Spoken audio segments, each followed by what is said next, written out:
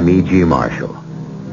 What are you doing right now? Give me the next hour of your life. Let me fill it full of mystery and suspense. And who knows, that hour might just last as long as eternity. Is there a judgment? And is there a judge? At the very end, do we approach the final bar, the ultimate bench? We do, the philosopher tells us we do. And sitting there, ready to put on the white cap or the black, is the severest judge of all. And from his judgment, there is neither appeal nor hope of reprieve. For this judge, this last stern arbiter of our fate, is the very person each of us was meant to be. Our mystery drama, Every Blossom Dies, was written especially for the Mystery Theater by Sam Dan and stars Michael Tolan. It is sponsored in part by Buick Motor Division. I'll be back shortly with Act One.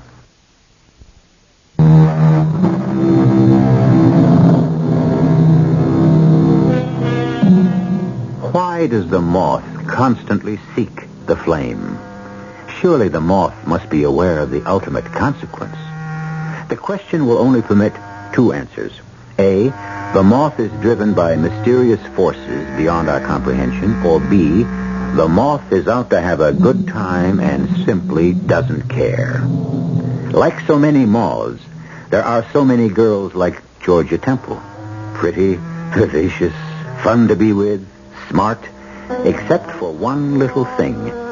They have atrocious luck with men. I wish I could go on talking about Georgia longer because the moment I stop, she's going to be killed. But fortunately, none of us here may prevail against fate. What are you doing? Why are you pointing that gun at me? It's not a joke, Billy. I don't like it. Billy, don't look at me like that.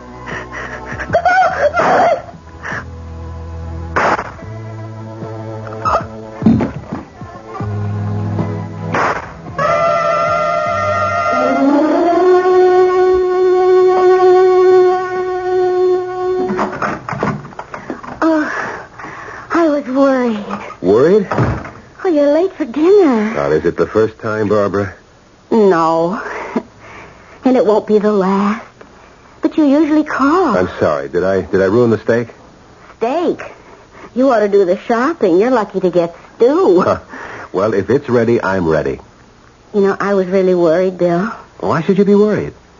You mean a cop's wife doesn't have the right to worry? Oh, I'm not really a cop in that sense. I mean, I'm not in uniform. I'm called in after the crime, Jerry Ferris and me. Whatever shooting or stabbing... Please, Bill. The rough stuff has already happened. Jerry and I, we do the gentleman's job, the inquiry it's called. Well, you still should have phoned. That's right. And there's no excuse. I wanted to know about dinner, so I called the desk at 5, and they said you'd left for the day about an hour before. And do you know it's 7:30 now? Well, darling, No, honey, I'm sorry. I have no right to ask. No, you have every right. No, not under these conditions. Barbara, if you want to know what I was... because that would mean that I'm taking that note seriously. Barbara, let me tell you. I don't believe that note.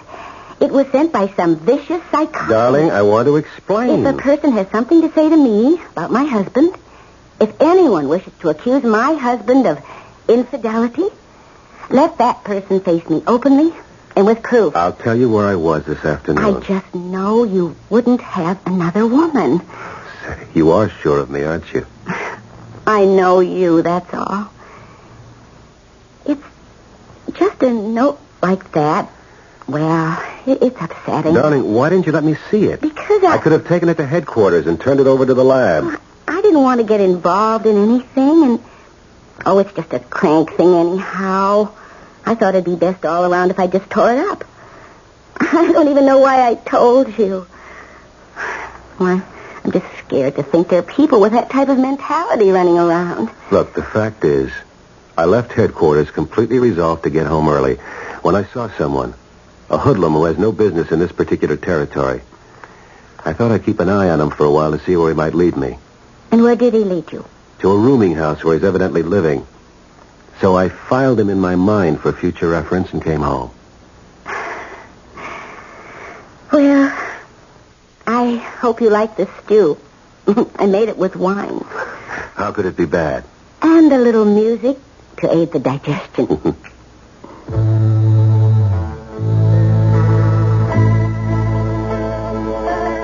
Do you mind? But I love it. You hear it everywhere. That's the trouble. I've been listening to it all day. So have I. And I never get tired of it. Could we just do without it? Oh, sure. But it's such a pretty tune. I think it's the title that turns me off. Every flower must die. No, it's Every Blossom Dies. Kind of gives it a feeling of mystery. All right, if you really want to hear it. Oh, not if it really bothers you. No, it doesn't. Go ahead, play it. No, I'd rather talk about something more important. What? Well, I hate to nag, but it's money. I'm short again this week. I know. I know. Look, I just have this situation. Now, who could that be? I'm afraid I know. Jerry Ferris tried to reach you half hour ago. He left word to call him. Honey, why didn't you tell me? I did want you at least to have your dinner. Oh, well. Hello? Bill, saddle and ride. Not me, friend Jerry. I'm starting my 48 hours off. We got us a homicide. The address is 718 Hayes. You don't need more than 15 minutes to get here. Ferris? Yeah, I better run. Can't you just finish? No, dear. I don't even know what kind of homicide we're up against. I better get right over there. I'm sorry. Well, it isn't as if you didn't warn me before we were married. Look, darling, about that note. I've already forgotten about it. I wish you would, too. 718 Hayes. 718 Hayes. What, Bill? It's the address where I'm supposed to meet Jerry. That's northeast, isn't it? Yeah. Now, why should that address sound familiar? You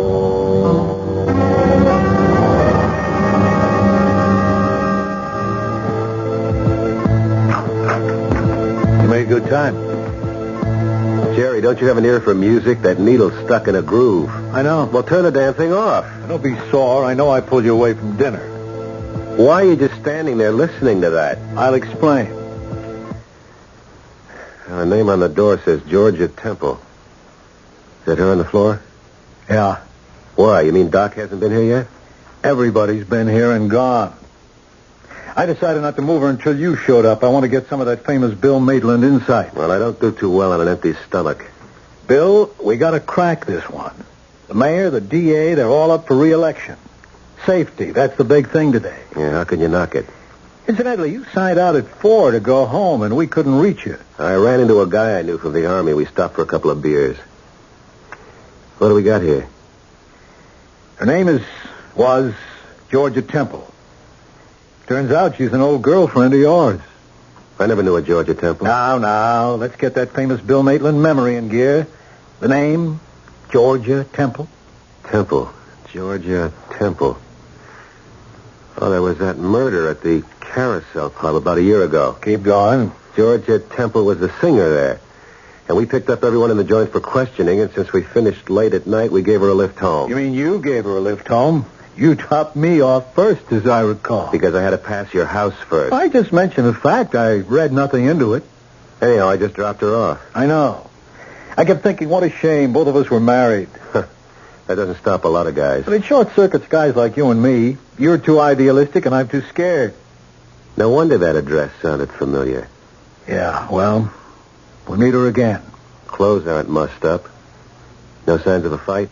No marks of any kind. Doc says just 3 shots. You been through the place? Just a quick glance around. Doesn't look like a robbery. There's her perched, good-looking portable TV. There's silver in the chest drawers. Now let's rule out robbery. And Doc's pretty sure she wasn't assaulted. No sign of forced entry, so evidently she knew the guy. There's a lot of anger, a great deal of passion involved here. Yeah, why? She was shot 3 times. Why? Why fire 3 shots? Any one of them would have been enough. 1 in the head, 2 in the heart. As if the killer were determined to annihilate her completely. Who do we look for? A disappointed boyfriend? Those are always good. Who found the body? The lady who has the apartment down the hall. I got her statement here. She kept hearing the music. What music? This.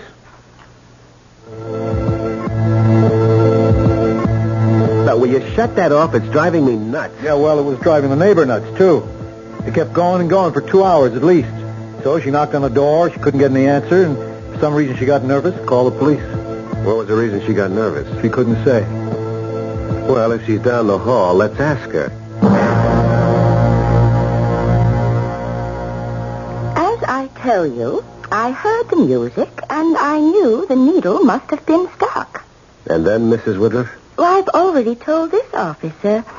I went down the hall, knocked on her door, but received no answer. Yes? I called to her.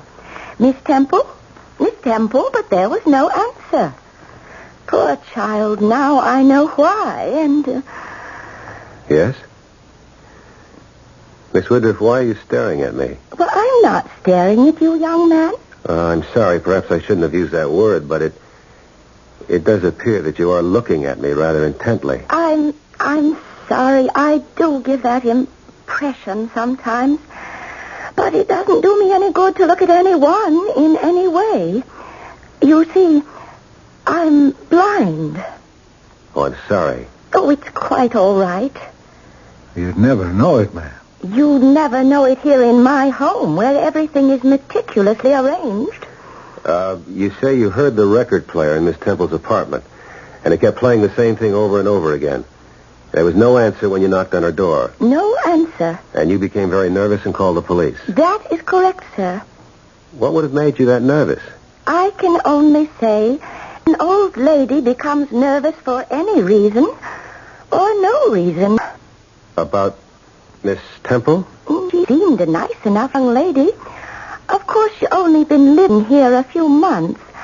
I hear she was a singer. Yes? But she wasn't working. What did she do during the day? As far as I know, she didn't do anything. Well, I shouldn't say that. She did practice a lot. Voice, you know, and acting. You heard her do this? She had a tape recorder, and she'd work with it all day. Did she have any visitors? Well, I shouldn't say this. Say what? She had a gentleman friend. Who? I don't know who. He would come and go. I could hear them quarreling sometimes. About what? 2 things. Always the same 2 things. Money was the first. And the second thing? He was unwilling to divorce his wife. Now I know why I felt nervous. This time their voices had an especially ugly tone. There was anger. The man, did he have a distinctive voice? Well, I never heard it very clearly. It was always on the other side of the wall. What kind of voice was it? What kind? Well, I would say he had a voice that sounded very much like yours, Lieutenant. Very much like yours. If they say, physician, heal thyself, should they also say, policeman, investigate thyself? Well, there's such a thing as coincidence, and certainly we all know about circumstantial evidence. Right now, we only know that a girl named Georgia Temple has been shot to death in her apartment. We have no real evidence that could point to anyone. I'll be back shortly with Act 2. Georgia Temple was found shot to death in her apartment. The police are naturally asking the expected question: who killed Georgia Temple? So far, there isn't any evidence that would point to anyone. There is, however, a clue, a lead. It isn't much, but it's all we have, and it points at one person. And that person happens to be the police detective who is heading the investigation. Let me understand this, Mrs. Woodruff. You've heard this man's voice. Yes, Lieutenant. And it reminds you of mine? Well, it sounds like yours. They say that sightless people have remarkable hearing. Oh, it's like everything else. Some do, some don't. And the fact that your voice sounds almost exactly like the gentleman friend of Miss Temple's, well, that doesn't have to mean very much. After all, just as there are people who look very much alike, there are people who sound very much alike. Thank you, Mrs. Woodruff. I hope I've been able to help you, gentlemen. You were very helpful, Mrs. Woodruff.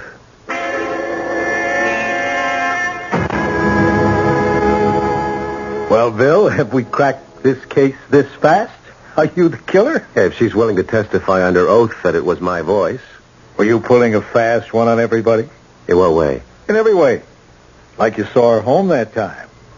You did, didn't you? Yeah. And maybe you said, why not come in for a nightcap? Tell more. And maybe you did, and, well, maybe one thing led to another, and you've had this cozy little setup for the past couple of years. Keep talking. But you know the course of true love. It never runs smooth, and so maybe you have this fight and you pump 3 slugs into her. Maybe you better check my service revolver. I already got the lab report. The weapon was a .22 caliber. Well, I guess that puts me in the clear, huh? I guess it does. So where are we? We know it's a guy. They quarreled. For any one of the maybe reasons or something else. How carefully have you searched the place? We don't have any prints. You mean no fingerprints at all? None. Not even hers? Not even hers. But her print should be all over the place. After all, she lived here. Nothing. That means he took a rag and worked the whole apartment over. Because his prints must have been all over the place, too. This guy spent a lot of time here. Somebody must have seen him. Look, why don't you ring some doorbells? I'll poke around the apartment. There's no good in the eyewitness department. 4 other tenants. Mrs. Woodruff, who's blind, we already know about. Down to 3. Mr. Sazerac's a musician. All night, sleeps all day, doesn't know anything. Mr. McPhee has been in Afghanistan for the past 4 months. Nobody can tell us when he'll be back. The Lewises are in Florida, where they spend 6 months of the year. And that's it. Now, what do you got? I looked through the garbage can. I found these papers. These half-torn, crumpled papers. Here, read. Ask your husband where he is all the times when he tells you he's at work. Ask. And stuff that's crossed out. Now read the next one. Ask your husband where he is when he's supposed to be working. Ask him why money is so short. The rest is crossed out. Yeah, she was writing or had written a note. These are just the copies she made the mistakes on. Then when she typed one finally that was okay, that was the one she sent. Hey, that figures, Bill. She sent a note to the guy's wife. But why? Who knows why? Maybe to force him into some kind of move, to put him in a position where he'd have to choose between them. She's got a typewriter. I saw it in her bedroom. Yeah, you can see these were typed on her machine. So she sent the note. The guy's wife got it. She raised the roof. The guy got so mad he killed her. Sounds reasonable. Yeah. So, somewhere there's a note that was typed on her machine. Some wife has it. If we find the wife, we find the guy.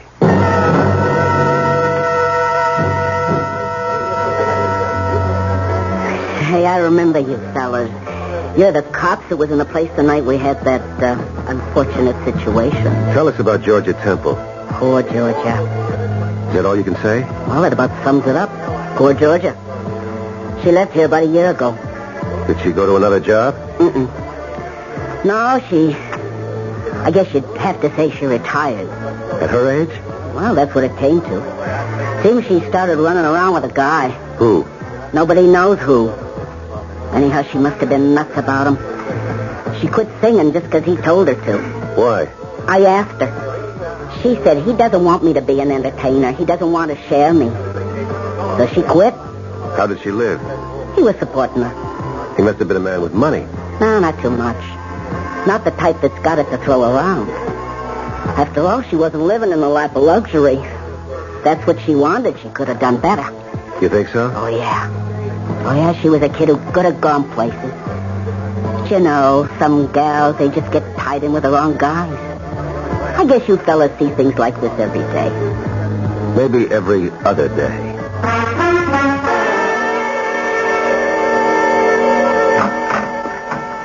You still didn't tell me why you wanted to come back to the apartment, Bill. The tape recorder. Mrs. Woodruff said Georgia Temple worked with a tape recorder. Yeah? Where is it? Do you remember seeing it? No. Maybe it was stolen. Ah, come on. Why would a guy come in here, kill her, and just take the tape recorder? She had money in her purse, remember? Okay, let's look around. Hey, hold it. I think I remember something. When I looked through her bag, I think I saw... What? Now, hold it. Lieutenant Maitland, let me have the property office, please. What do you think you saw? Maxwell, this is Bill Maitland. There's stuff that belonged to Georgia Temple. See if there's a pawn ticket. Yeah, I'll hold. Pawn ticket? She pawned the recorder. But why? She needed money. Look, the guy paid for everything else, the TV set, the furniture, the silver. But the tape recorder, that must have been hers. Yeah, Maxwell. There is? Be right down to pick it up. Yeah? Yeah, I read about it in the paper. Well, what can you do? You gave her $50 for this tape recorder? It's a good one. High quality. Listen. Sweet justice, let there be no delay, nor shadow of suspicion. Delay. A, that A sound. Say A, not A. Well, great actress, you'll never be, Georgie. Back to the nightclubs for you. Let there be no delay. And let there be no delay tonight either. Have it out with Billy Boy without delay. Sweet justice, let there be no delay, nor shadow of suspicion. Honey, if he doesn't shape up, you'll have to... Now, hold it. Let's run it back. And let there be no delay tonight either.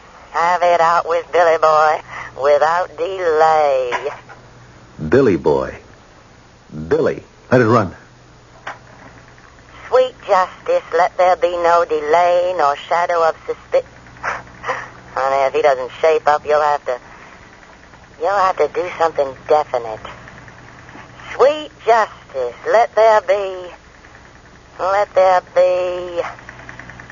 Let there be what? a letter.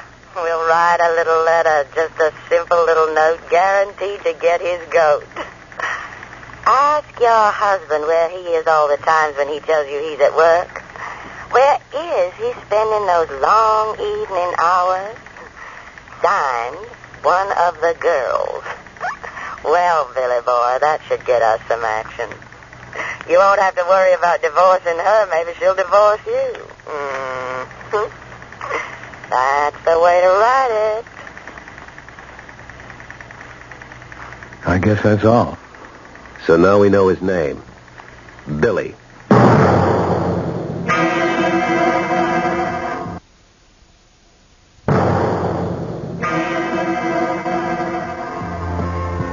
Every blossom dies. Hi, Barb. Bill, I thought you were coming home late tonight. I am. Ferris and I are making the rounds at some of the watering places. I was at the Starlight Club just a few blocks from here. You want to shut that off for a minute? I'd just like to relax. Oh, sure. I don't know what there is about that song. It just... I don't know. It makes me nervous. I don't know why. I think you're working too hard. That's possible. You're probably killing yourself. I know, but that's me. How's the case? Inching along. Why were you visiting the saloons? Somebody must have seen that girl out with this guy. They had to go somewhere. Why do you say that? You're a woman. Would you be satisfied just to sit home and wait for your man and never get to go out? Well, I do sit around here most of the time, don't I? I'm sorry. That's how it is. No, it's just that this has been an unusually busy year. No, it's just that you're an unusually busy cop. Your own partner, Jerry Ferris, is home a good deal of the time. I know, I talked to Janet. But I'm satisfied. No, Barbara, you shouldn't be. It isn't right. If it's the way you look at your job, your responsibility, then it's right. No, I have another responsibility, and it's just as important. You. Bill, I don't mind. And I do understand because I love you. And I want you to be happy in your work. We're going away. Just as soon as this case is in the bag, I'm taking my leave. Do you realize I've got a whole month coming? Are you sure you And want... do you know where we're going? We're going to Europe. Europe? Oh, Bill. Oh, how can we even talk about it? You yourself said money's very tight. Yeah, but I think I'm out from under.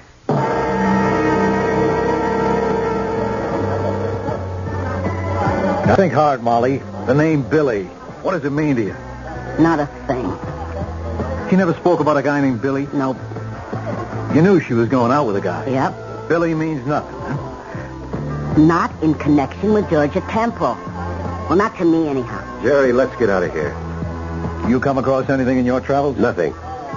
Molly, don't they ever play any other kind of song in here? I like it. Where do you want to go now, Bill? Back to the apartment. Again? Yeah. Let's start all over. I think I see the trail that will lead us straight to the killer.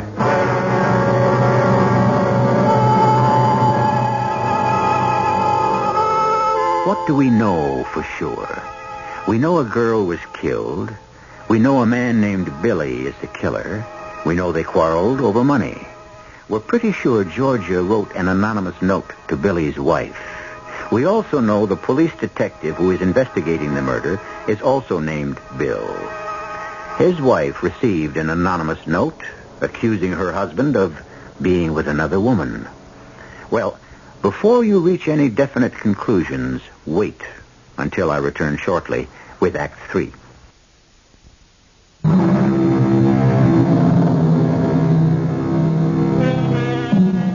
The great French writer de Maupassant wrote a fascinating short story. The man was a professional knife thrower. His wife was his partner. He threw the heavy, sharp knives at her outlined form on the board. The slightest error of judgment on his part would mean death for her. But the audience was unaware of the real drama on the stage. She was unfaithful to him.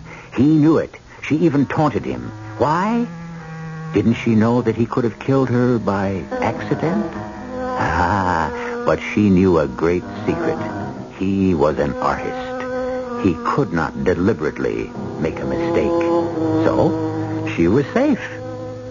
Why do we tell you this? What is the connection with our story?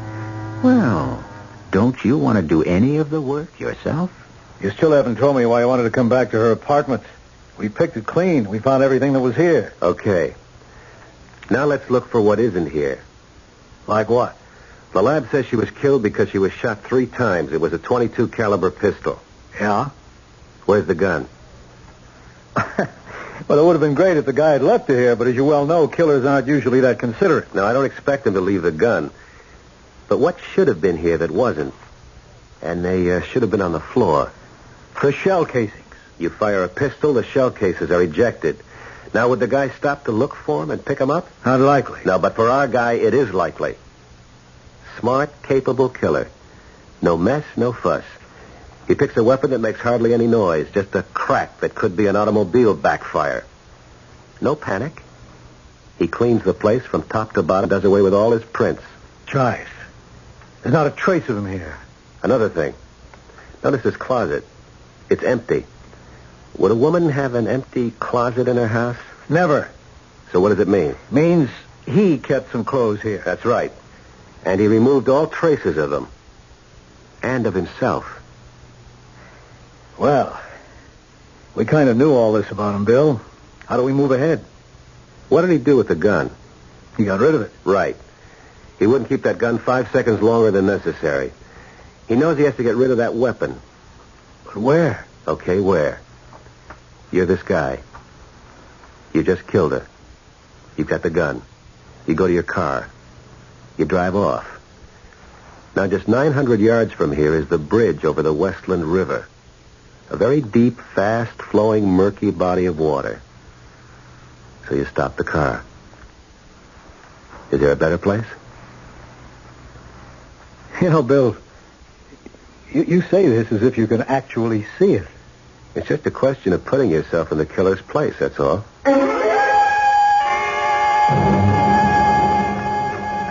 I have to come home for dinner more often. This chicken is great. You know, I forgot how fantastic a cook you are.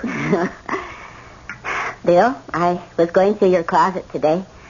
I wanted to see if you had anything for the cleaners, and... And what? And I came across some clothes. New clothes. Oh. I don't remember you buying them. How do you like them? Well, they're not quite the conservative style you wear on your job. They're not for the job. I just picked them up the other day. I passed by this place. They were having a sale. I'll need them for the trip. What trip? The trip to Europe, don't you remember?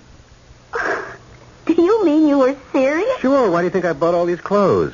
Well, then we are going. Look, tomorrow you go shopping. Oh, Bill. Can I depend on you to get yourself a complete wardrobe? Oh, Bill. I'm so happy. I'll get it. Hi, Barbara. Oh, come on in, Ferris. Bill, it's your Siamese twin. Anything new? They found the gun.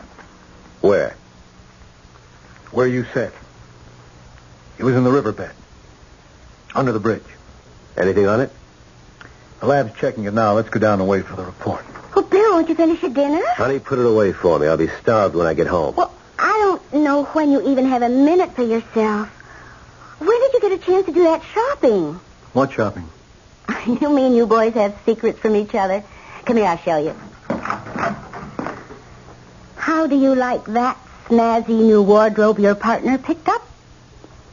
Not bad. When'd you buy all these? Simon Legree, you gave him some time off the other afternoon, remember? No, I don't remember. Now, we were checking out places where Georgia Temple might have been seen with her boyfriend. You and I'd split up. I passed by this store and did a little shopping on the city time. As if the city doesn't owe you more time than it can ever pay you for. Well, don't look at me. We better get downtown and check out the story on that gun. Ballistics establishes this little baby is the gun, all right. What about the serial number? Take a look. It's been filed off. It can't be filed off completely. Lab can always find a trace. This guy knew what he was doing. Yeah. Well, I don't know about you, but I'm stuck. I must be losing my grip. Come on, Billy. Look at how you carried the case this far. You mean we? No, you. We'd be at ground zero without you. You found out about the note. You found out about the tape recorder, which gave us his first name. You figured out where to look for the gun. Now, that was great police work. It's just routine police work, Jerry. And what does it mean? No, I'm stuck. This, guy, he's been making moves. And I've been finding the counter move to each of them. I get him to reveal his motive, then his first name, then where he tried to hide the murder weapon, and we find the gun. And from the serial number, I should be able to trace him down, but... Bill, you feeling okay? But there's no serial number. It's as if this guy knew every move I'd make, and he leads me on, feeds me one little clue after another. And just when I think I'm ready to go in for the kill, he yanks the rug out from under. You know something? Right now, I'm sure he's laughing at me. We've been in spots like this before, Bill, hundreds of times. Now, there comes a time in every case when you know who's smarter. You are the guy you're after. Bill, you don't know what you're saying. What I'm saying is we're up against a killer who's smarter than we are. And that's why he's going to get away with it.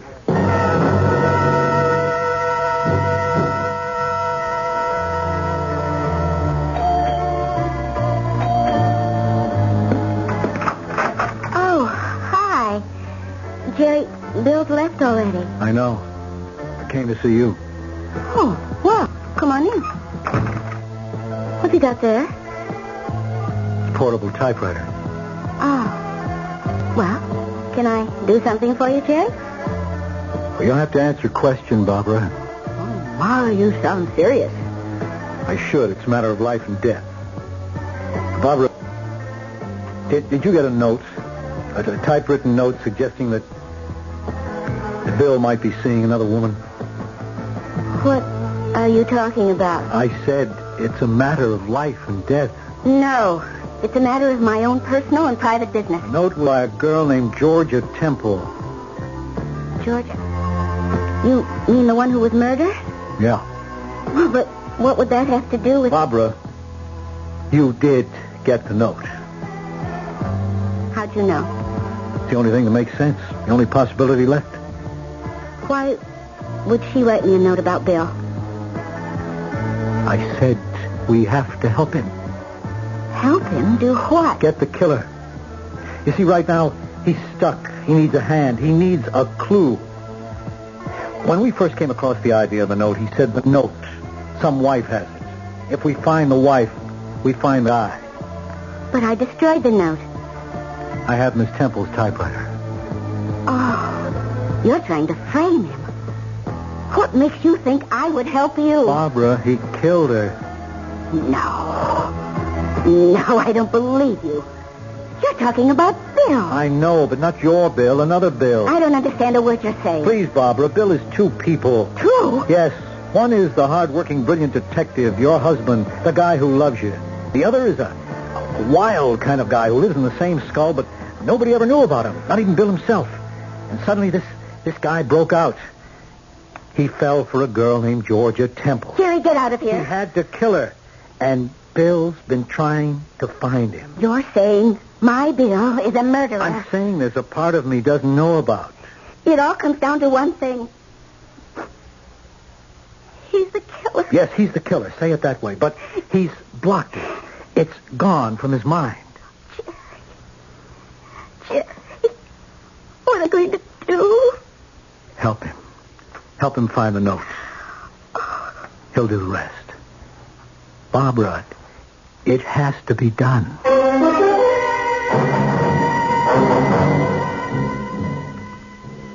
Mind if I put something on the record player, Bill? No, of course not.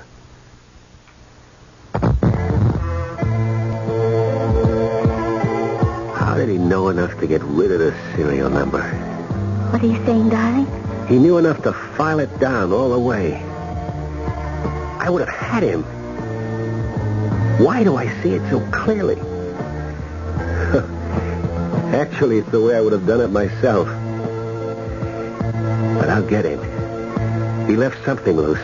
He couldn't have tied everything up. Barbara, don't you hear that thing? It's stuck. Well, if it bothers you, turn it off. Well, that silly thing bothers me even when it isn't stuck. Every blossom dies. What a name for a song. Well, turn it off, honey, if it bothers you so much. All right, I will. Did you drop this piece of paper on the floor? What piece of paper? Here. Huh? What does it say? It says, Dear Mrs. Maitland, ask your husband where he is all the times when he tells you he's at work. Where's he spending those long evening hours? Hi, Bill. I think I found a new lead. Forget it. We just won the whole ball game. We found the note. Oh, Bill. Note? The note Georgia Temple wrote to the guy's wife. Remember what we said? Find the wife and you got the guy. Yeah. We got the wife. Dear Mrs. Maitland. Her husband's the killer. Her husband. Yes, Bill? But I'm her husband. Yes, Bill. No, I didn't kill her. I didn't kill her. Bill? Tell that to Detective Lieutenant Bill Maitland. Tell the detective you didn't kill her. Oh, Bill. Barbara, I didn't. How could I? I don't care, Bill. I'll stay with But you. I didn't. You see it now, Bill. Bill, can you?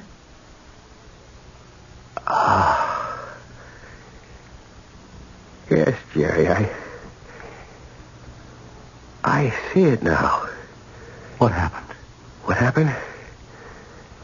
You know what happened. You thought it was a joke when you said it back at her apartment. I thought it was a joke. You said, did you take her home that night? And did she ask you in for a nightcap? And did one thing lead to another? Well, yes. It did. It did. But a thing like that, it was wrong, and it kept getting worse, and I couldn't face it anymore. It wouldn't go away. She wouldn't go away, or maybe I couldn't stay away, so I had to blast it away, wipe it out. I fired 3 shots, and it was gone. And I was released. I was free. As if it had never happened. Lieutenant, we've got all the evidence. Do you want to bring him in?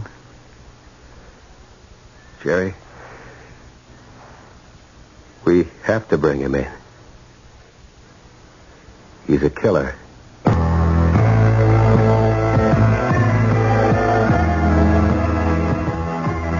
Temporary insanity was the way it finally wound up legally. Bill is no longer a cop. He had undergone a long period of treatment, and he and Barbara live quietly together now. Bill's life isn't very exciting, but it has other satisfactions. At least, Bill knows who he is. I shall be back shortly.